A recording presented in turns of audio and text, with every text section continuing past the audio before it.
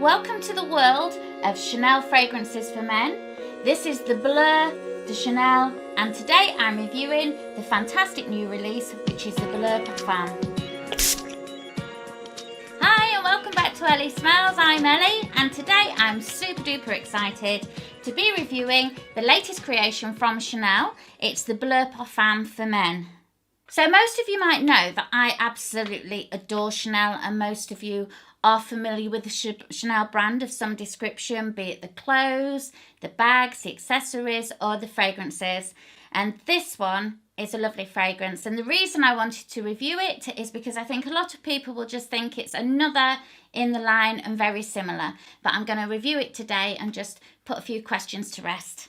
So let's get on with it then. So the nose behind this one is Olivier Polge, and I adore Olivier Polge fragrances, and I think it's fantastic that he took over being the nose for Chanel in 2013 after his father Jacques Polge, who had created some of their iconic fragrances for men and women. So a little bit about the bottle first. As you will see, it is definitely in the blue range. You've got the EDT, the Eau de Parfum, the aftershave lotion, and also now the parfum. It's in the same deep blue square bottle, but the writing of the front of the Bleu and the Chanel and on the cap itself is actually in gold.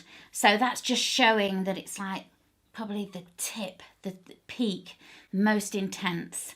So that's the bottle itself. So this is the latest creation. This was launched literally this last week. So that's May, June 2018.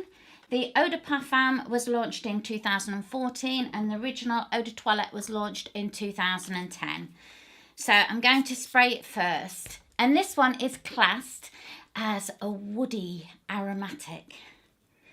And what I love about this fragrance, because I've sprayed it several times, because I know that a lot of people that maybe come into store have said, oh, it's just going to be the same as the rest. It's just another one in the line of the fragrances. But seriously, this one from the first spray is like just one whole fragrance combined. It's got a real punch, hit and woodiness, and it's really difficult to separate some of the notes. It's just like one whole fragrance combined from the offset. Really intense, powerful and warm and woodsy, and I just love it.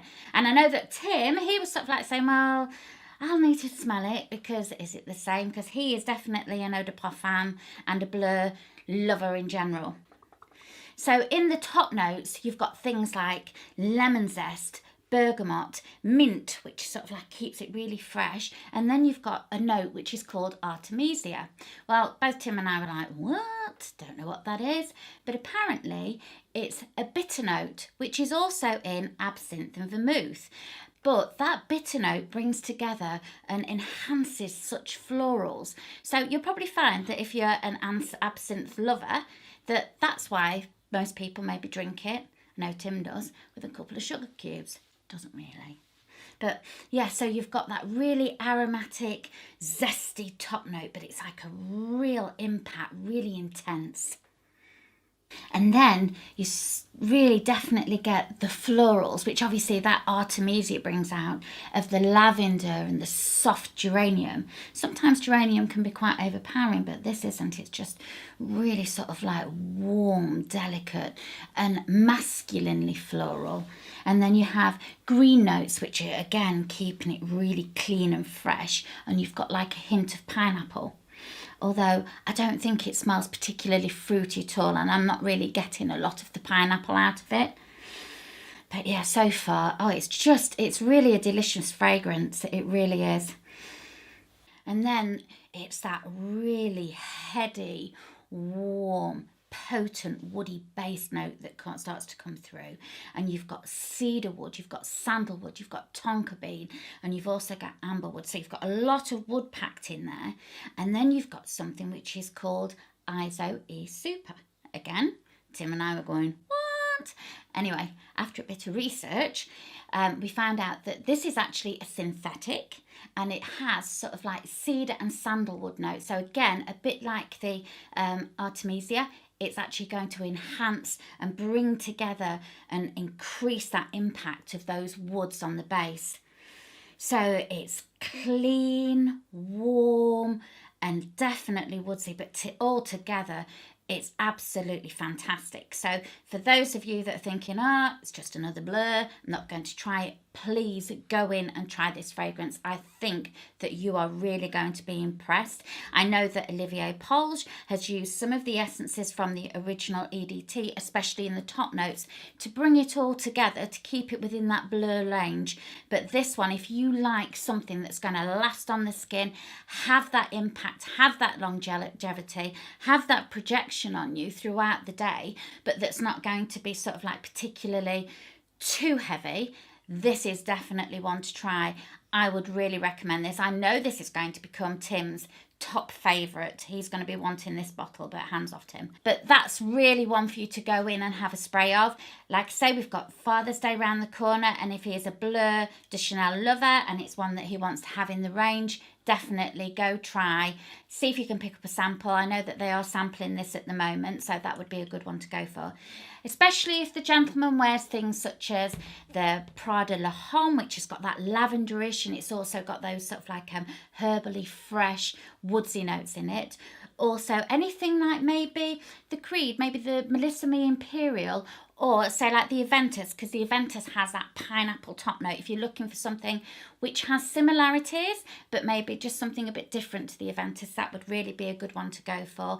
And maybe some of the other fragrances such as the Tom Ford or even the Giorgio Armani, or any other fragrances, maybe some Fugio ones which have the lavender in it. They would be good ones to go for. So, like I say, don't be put off by the name Bleu. I know that there's maybe a few of you that do, because I think as soon as people start seeing different flankers coming out within the ranges, they're not so keen. But this is definitely one that I would recommend that you try. This is going to sit on the skin fantastically well. It's going to go really well with all the others, because like Tim likes something that's maybe for day wear, like his EDT that he will spray on liberally in the morning. Then as you're going into evening, you want something that's going to last slightly longer, he will put the Eau de Parfum on. But this is like the most intense. This is going to be the one that stays on the skin all day. So if you've got an occasion that you don't want to have to be reapplying, this is the one to go for. So well done, Chanel. I'm really impressed. I'd love to get your thoughts on it. So go into stores, try it out. Should be hitting most of the stores this week. Let me know your comments. Let me know whether you think it's different to the others, whether you like it or don't. Check out my other videos actually, because I did do a Bleu de Chanel video before, if you want to check that out. And also like and subscribe, because that's always helpful to me as well, and to get to know what fragrances, or maybe if there's something particular you'd like me to bring and do a review on. Anyway, that's it for now on Ellie Smells. Have a fabulous day, and I'll see you again soon. Bye. Down, Tim.